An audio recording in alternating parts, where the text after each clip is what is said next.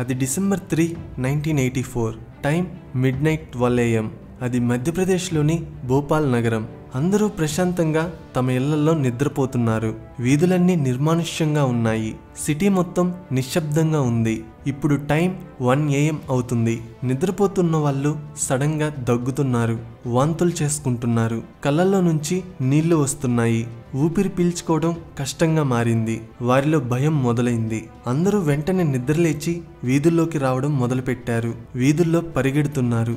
కొంతమంది దారి మధ్యలోనే స్పృహ తప్పి పడిపోతున్నారు. ఇంకొంతమంది కళ్ళు కనిపించక అక్కడే పడిపోతున్నారు. అందరూ హాస్పిటల్స్కి పరిగెడుతున్నారు. కానీ అప్పటికే హాస్పిటల్స్ అన్నీ ఆల్రెడీ ఇలాంటి బాధితులతో నిండిపోయి ఉన్నాయి. అసలు ప్రజలకి సడన్గా ఇలా ఎందుకు అవుతుందో అక్కడ ఉన్న డాక్టర్స్కి అర్థం కావడం లేదు. దగ్గరలో ఉన్న పోలీస్ స్టేషన్కి డాక్టర్స్ ఫోన్ చేసి జరుగుతున్న సంఘటన గురించి ఈ విధంగా వివరించారు. అసలు వీళ్ళందరికీ ఏమవుతుందో మాకు అర్థం కావడం లేదు. మేము ఐ డ్రాప్స్ మాత్రమే ఇవ్వగలుగుతున్నాము. చాలా మంది ఊపిరి ఆడక చనిపోతున్నారు. ఇక్కడ బెడ్స్ కూడా సరిపోవడం లేదు. చాలా మంది ఇంకా హాస్పిటల్ బయటే ఉన్నారు. అసలు వీళ్ళకి ఇలా అవ్వడానికి కారణం ఏంటో వెంటనే మీరు మాకు తెలియజేయాలి. అప్పుడే మేము ట్రీట్మెంట్ చేయగలము అని డాక్టర్స్ పోలీసులతో చెప్పి ఫోన్ పెట్టేశారు. ఇప్పుడు టైం 2:30 AM అవుతుంది. హాస్పిటల్లో ఉన్న టెలిఫోన్ రింగ్ అవుతుంది. డాక్టర్ అది విని ఫోన్ లిఫ్ట్ చేశాడు. నేను పోలీస్ ఇన్స్పెక్టర్ని మాట్లాడుతున్నాను. దగ్గరలో ఉన్న కెమికల్ ప్లాంట్లో గ్యాస్ లీక్ అయింది. ఆ గ్యాస్ పేరు మిథైల్ ఐసోసైనేట్. అది పీల్చుకునే ప్రజలకి ఇలా అవుతుంది. సో వెంటనే మీరు దానికి ట్రీట్మెంట్ స్టార్ట్ చేయండి అని చెప్పి కాల్ కట్ చేశాడు. కానీ డాక్టర్స్ ఇప్పటి వరకు ఆ గ్యాస్ పేరే వినలేదు. అలాంటిది ట్రీట్మెంట్ ఇంకెలా చేస్తారు?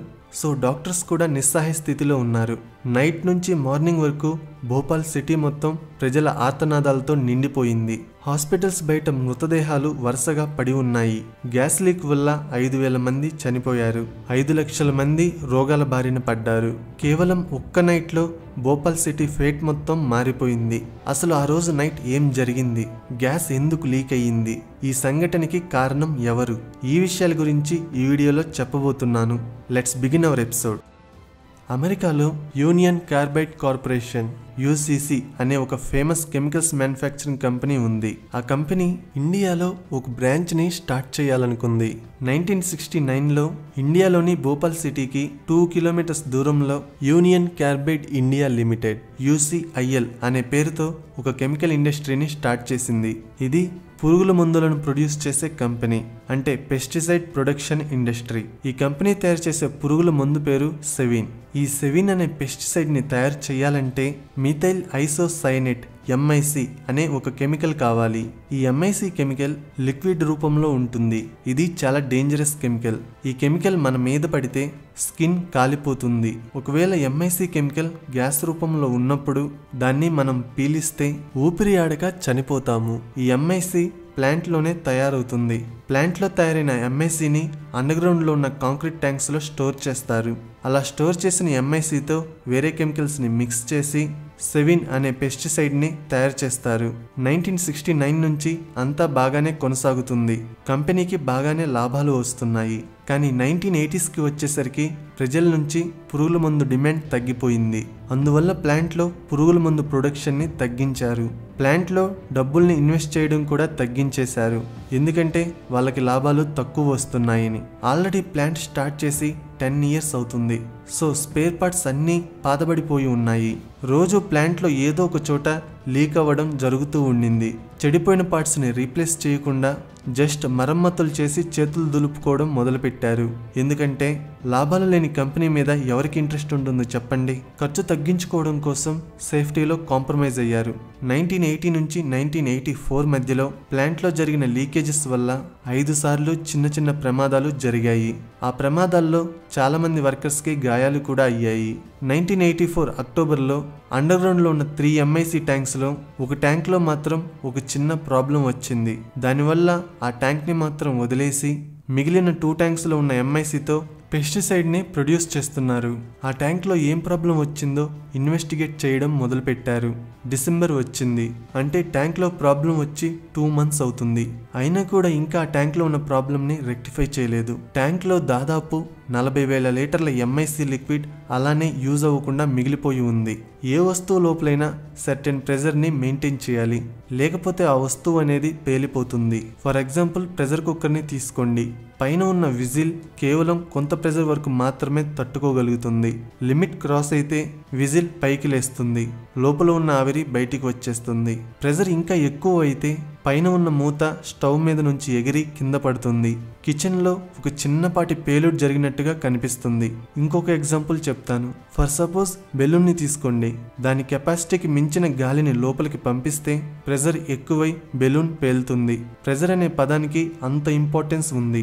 ఈ ఎంఐసి ట్యాంక్స్ లో కూడా సర్టెన్ ప్రెజర్ ని మెయింటైన్ చేయాలి, లేకపోతే ప్రమాదం జరుగుతుంది. ప్రెజర్ కరెక్ట్ గా ఉందో లేదో తెలుసుకోవడానికి ప్రెజర్ గేజ్ అనే ఇన్స్ట్రుమెంట్ ని ఉపయోగిస్తారు. ఈ ప్రెజర్ గేజ్ ప్లాంట్ లో ఉన్న కంట్రోల్ రూమ్ లో ఉంటుంది. ప్రెజర్ గేజ్ రీడింగ్ ని వర్కర్స్ ఎప్పటికప్పుడు మానిటర్ చేస్తుంటారు. అది December 2, 1984. టైం రాత్రి 10:30 కంట్రోల్ రూమ్ లో ఉన్న వర్కర్స్ ఒక చిన్న విషయాన్ని అబ్జర్వ్ చేశారు. అదేంటంటే ప్రాబ్లం ఉన్న ట్యాంక్ లో ప్రెజర్ పెరగడం ప్రెజర్ గేజ్ లో గమనించారు. ఇద్దరు వర్కర్స్ ట్యాంక్ దగ్గరికి వెళ్లి చెక్ చేశారు, కానీ అక్కడ అంతా నార్మల్ గానే ఉంది. ప్రెజర్ గేజ్ ఇన్స్ట్రుమెంట్ పాతది అవ్వడం వల్ల రీడింగ్ తప్పు చూపిస్తుందిలే అని నెగ్లెక్ట్ చేశారు. టైం 12 AM అవుతుంది. ఈసారి ప్రెజర్ గేజ్ ఫుల్ రీడింగ్ చూపిస్తుంది. అంటే ప్రెజర్ గేజ్ చూపించలేనంత ప్రెజర్ ట్యాంక్ లో ఉందని అర్థం. మళ్ళీ ఇద్దరు వర్కర్స్ వెళ్లి ట్యాంక్ ని చెక్ చేశారు. కాంక్రీట్ ట్యాంక్ మీద లైట్ గా క్రాక్స్ కనపడుతున్నాయి. వెంటనే వాళ్ళిద్దరూ వెళ్లి కంట్రోల్ రూమ్ లో ఇన్ఫార్మ్ చేశారు.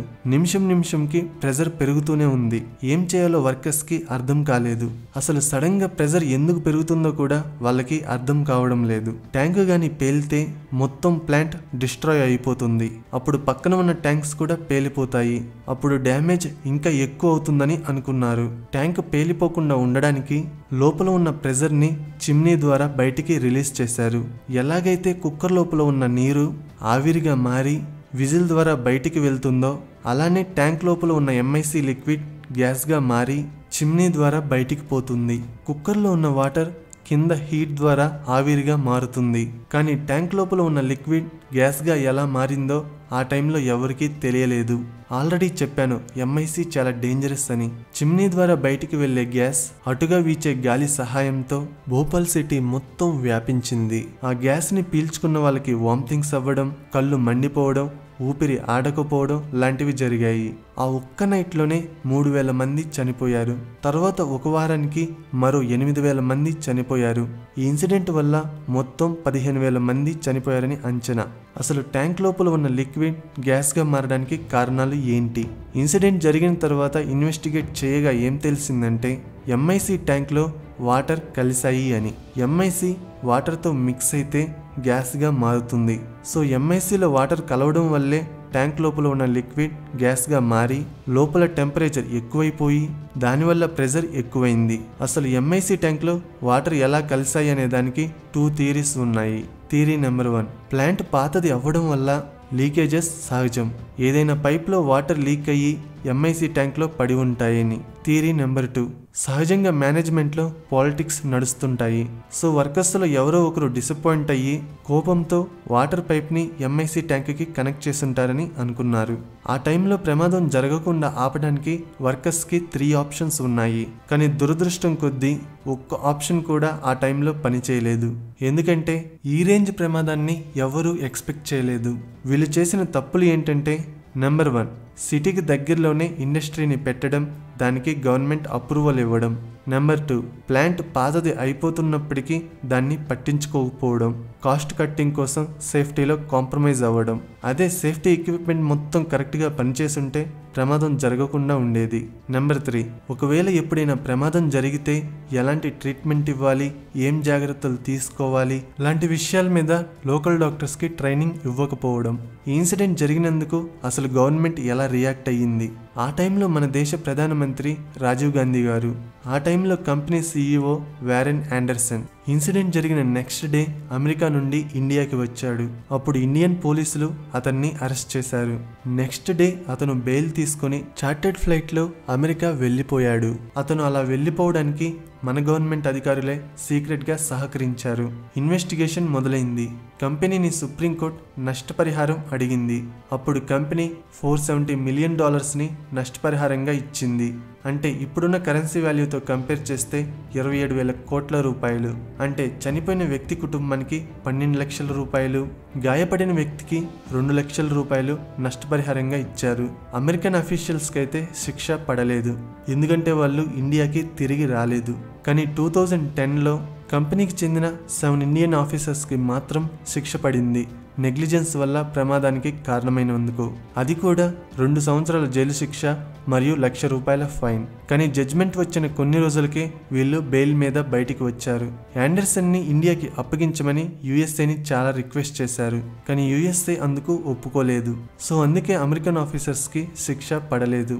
స్క్రీన్ మీద కనిపిస్తున్న ఇమేజ్లోని ట్యాంకే ఈ స్టోరీ మొత్తానికి కారణం. ప్రస్తుతం ప్లాంట్ని మూసివేశారు. ఇప్పటికి కూడా ప్లాంట్ శిథిలాలు అక్కడే ఉన్నాయి. ఇదే టోటల్ స్టోరీ. నా ఎక్స్ప్లెనేషన్ నచ్చితే వీడియోని లైక్ చేసి షేర్ చేయండి. ఇలాంటి టాపిక్స్ ఎక్స్ప్లెనేషన్ కోసం ఛానల్ని సబ్స్క్రైబ్ చేయండి. వీడియో పెట్టగానే నోటిఫికేషన్ రావాలంటే సబ్స్క్రైబ్ చేయగానే పక్కనే ఒక బెల్ ఐకాన్ కనపడుతుంది, దాని మీద క్లిక్ చేయండి. Thank you.